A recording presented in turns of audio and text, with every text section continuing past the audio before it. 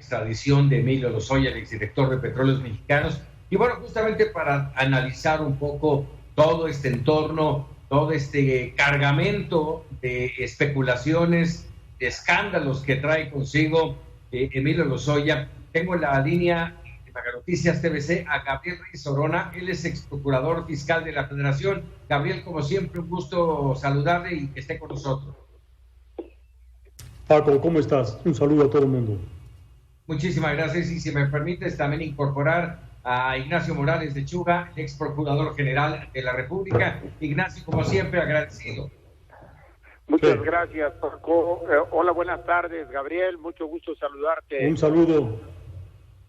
Muchísimas gracias a los dos. Bueno, está próximo a iniciar su camino a México Emilio Lozoya Austin, y una primera opinión, Gabriel. Sí. Pues mira, aquí yo creo que pones el dedo en la llaga, dado que esto es un conjunto de expectativas que se está haciendo a la población, pero sin tomar en consideración el ordenamiento jurídico mexicano. Aquí es muy importante decir que para que haya aplicación de los criterios de oportunidad, antes de todo tiene que hablarse de la reparación del daño. Y en este tema va a ser muy difícil que Emilio Lozoya, aunque es un acaudalado exfuncionario público, pueda realmente reparar o garantizar el daño. Por otro lado, también el tema es que en la recepción que hicimos de esta institución en el derecho mexicano, se parte de la base de que hay una extinción de la acción penal.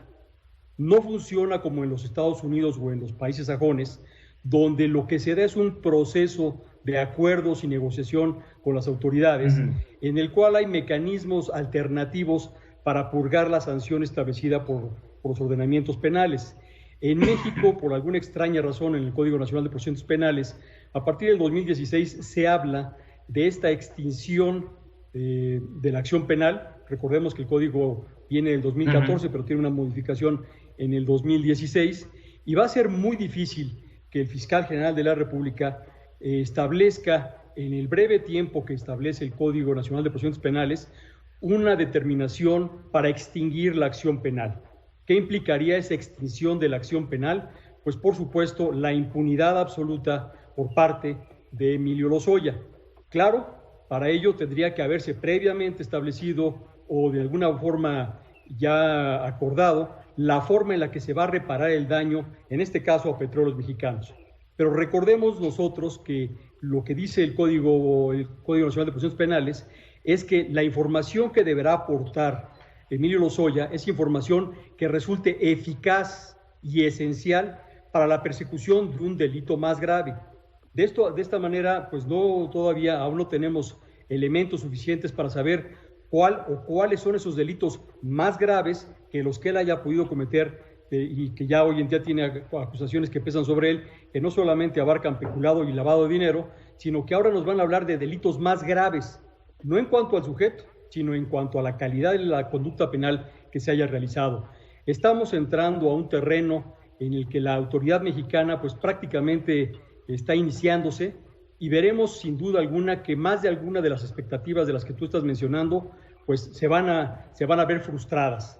Y esto pues se da en un entorno en el que el presidente de la República ofrece a los mexicanos revelar información, revelar videos, cuando ya en el pasado hemos visto cuál es el efecto que tiene publicar o divulgar videos en un asunto como aquel que recordaremos, el caso de Florence Cassés.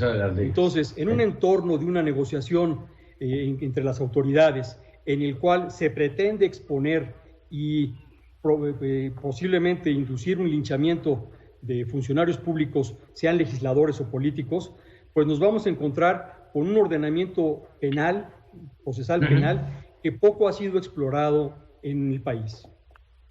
Vaya que tocas temas muy sensibles, Gabriel. Tan solo el simple hecho de resarcir lo robado, que ese es un tema que insistimos mucho aquí en Meganoticias TVC. Sí, detienen a los corruptos, los meten a la cárcel y después de años vuelven a salir, y el dinero que le robaron a los mexicanos no regresa, no tiene vuelta para el pueblo mexicano. Déjame pasar ahora con Ignacio Morales de Chuga. ¿Cuál es tu opinión y tu comentario sobre lo que acaba de mencionar Gabriel? Mira, yo no lo podría resumir tan magistralmente como lo ha hecho Gabriel. Gabriel tiene toda la razón y empieza por algo muy cierto. Las expectativas que se abren en estos casos casi siempre acaban en forma desilusionante, porque todos esperan recuperar los grandes millones de dólares, todos esperan además ver de inmediato condenado a la persona que se está extraditando, él por su parte los criterios de oportunidad, y otros esperan que se involucre en un gran escándalo a medio gabinete del pasado, y todo esto no se va a cumplir definitivamente. Y como bien acaba de señalar Gabriel con los plazos, el procurador tiene una bomba de tiempo. ¿Por qué no se cumpliría, Ignacio? En primer lugar, por los tiempos. En segundo lugar, todavía no se han aclarado si los tiempos corresponden a delitos de servidor público o a delitos electorales. Y todavía no se han aclarado si hay otras conductas ilícitas más graves, como bien lo señaló Gabriel. Yo tengo entendido que parte de la entrega se hizo durante la época de la campaña, lo cual situaría en el proceso electoral. Y no me queda muy claro que se hayan hecho entregas de dinero, por lo que se dice y se ha publicado, durante su gestión como director de Pemex.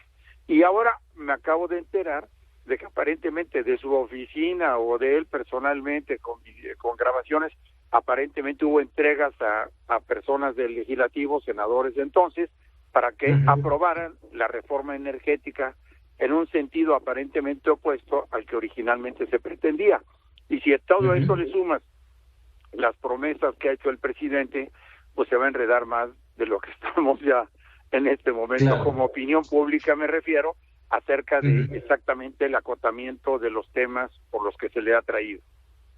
Ahora, importante para Ignacio y para Gabriel mencionar, o sea, estamos hablando de un personaje que es finalmente central en una trama de corrupción enorme, en la que podemos hablar de Odebrecht, de OHL, de agronitrogenados, de financiamiento ilegal a campañas políticas en el PRI.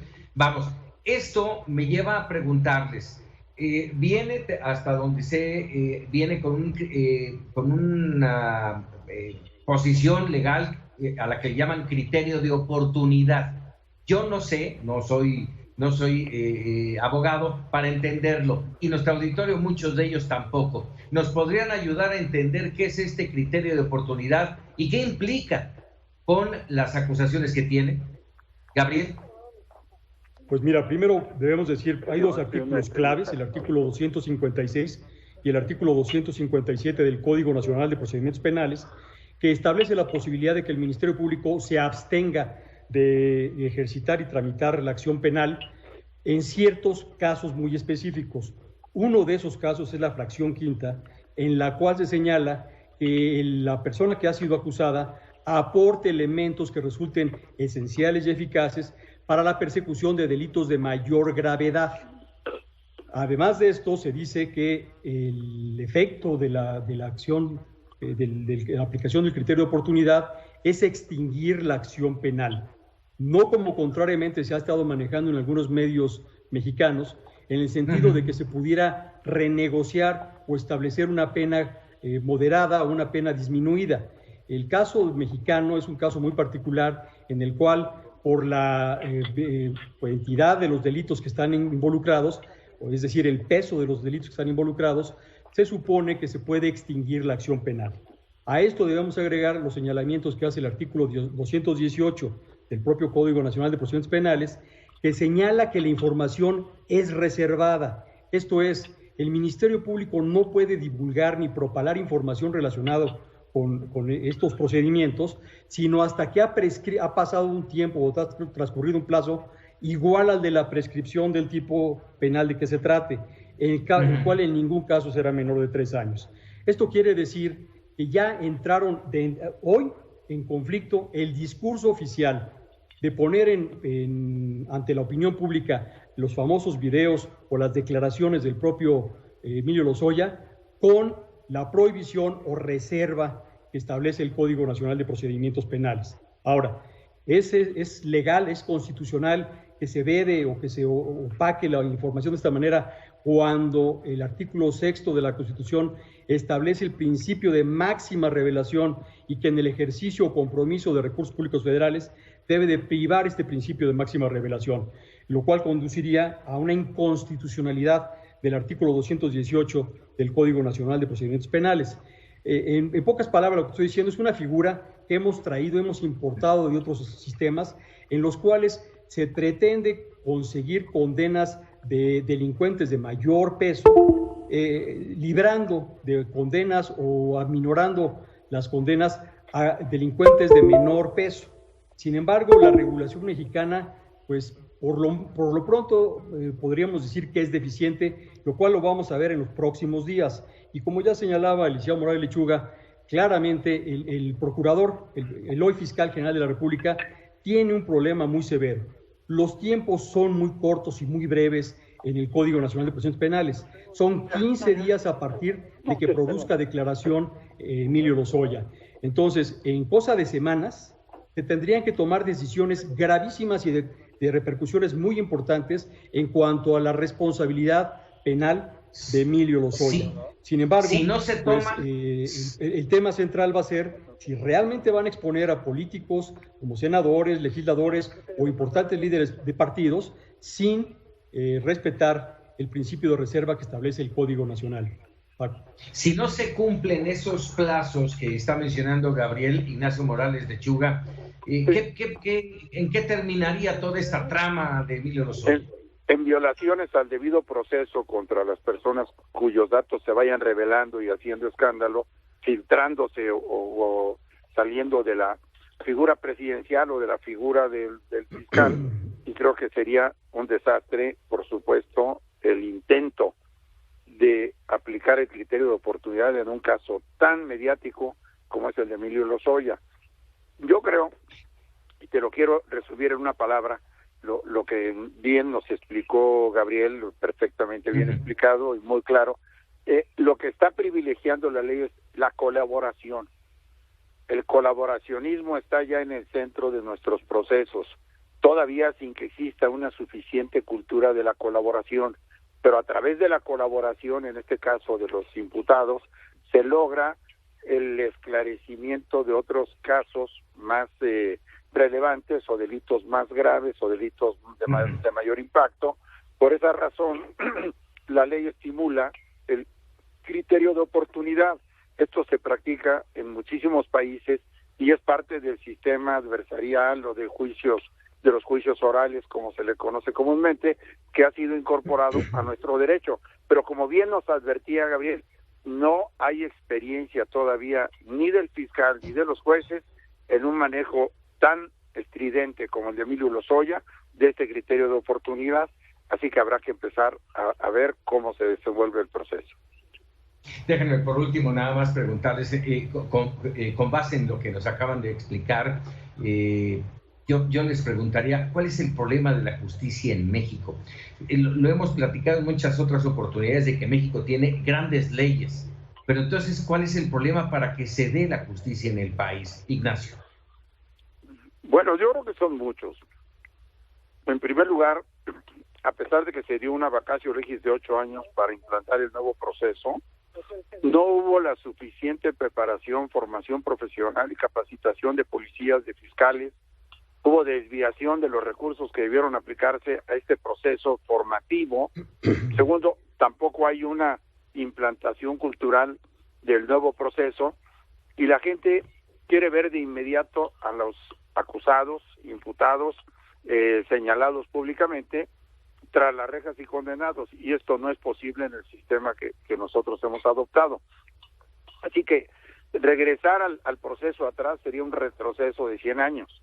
Irnos de nuevo a las averiguaciones previas al poder supremo del fiscal dentro del juicio, o sea, del Ministerio Público, y a dejar sin oportunidad de defensa en muchos casos al acusado o procesado, creo que sería un retroceso. Yo creo que hay que madurar y mejorar estos procesos y acostumbrar a la población a esta nueva cultura judicial para que, adaptada y conocida y mejorada, pues pueda ya tomar carta de naturalización en nuestro país. Así es, Gabriel. ¿Cuál es el problema de la justicia entonces? Mira, yo creo que el problema ha sido siempre el mismo. Yo he dicho en varias ocasiones que el problema que tenemos en México no es un problema de leyes, es un problema de las personas que dejan de aplicar las leyes. Y en México tenemos un severo y grave problema que no hemos superado, y este es los tiempos políticos. Aquí lo que estamos viendo es que existe precipitación, existe la idea de hacer que este espectáculo, que no va a ser otra cosa más que un espectáculo, coincida con el proceso electoral que vamos a vivir en algunos meses. Pero esto nos va a llevar a que estos tiempos políticos electorales vicien de manera sensible y grave el procedimiento en el caso de Emilio Lozoya. ¿Por qué? Porque estamos hablando ya de delitos, algunos de ellos electorales, que ni siquiera han sido denunciados. Estamos hablando de pagos de favores que tampoco obran en ninguna carpeta de investigación. Estamos hablando y mezclando procedimientos y acusaciones que no tienen ninguna relación. Todo esto para que coincida con los tiempos político-electorales y no en beneficio y en provecho del expediente.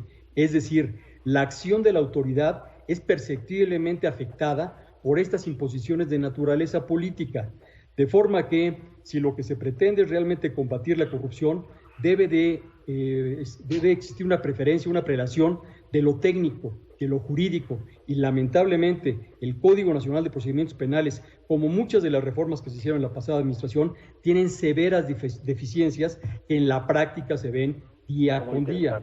Entonces, si lo que queremos es realmente combatir con la ley en la mano, lo que tenemos que hacer es alejarnos de los intereses políticos, porque hoy en día lo que estamos viendo es el anuncio de videoescándalos con el objetivo de acosar, de acorralar y de poner contra las cuerdas a las otras opciones políticas, que son seguramente las que Emilio Lozoya va a tratar de poner en evidencia a través de estos videos. Entonces tenemos, por un lado, una ley completamente cerrada en cuanto a la reserva y confidencialidad del material probatorio que llega a una carpeta de investigación, un presidente que ofrece una apertura absoluta de revelación en materia de corrupción y criterios judiciales muy claros en el sentido de que esta exposición de videos pues genera un linchamiento que merma y vicia el debido proceso. Entonces, ¿qué queremos? ¿Justicia o política? Wow.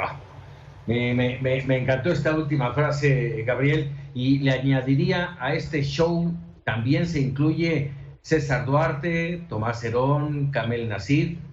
A todos ellos es parte de este show político electoral. Por supuesto, Ignacio. La politización de la justicia que nos acaba de entregar Gabriel es absolutamente cierta. Esa judicialización de la política yo creo que es uno de los puntos que hay que poner en el centro del escenario electoral para 2021. Y, por supuesto, entre más técnica sea el trabajo del Ministerio Público, del fiscal, más aplaudido y reconocido será. Evitar estos elementos extraños y ajenos a la concepción de la justicia es lo deseable para los próximos tiempos. Gabriel tiene toda la razón. Muchas gracias. Ignacio Morales Lechuga, agradecido siempre de estos minutos para Mega Noticias TVC. Muchas gracias. Muchas gracias. Gracias, buena tarde. Ignacio Morales Lechuga, ex procurador general de la República. Gabriel Reyes Orona, te agradezco enorme estos minutos y al contrario, un placer, Paco, y esos puntos finos.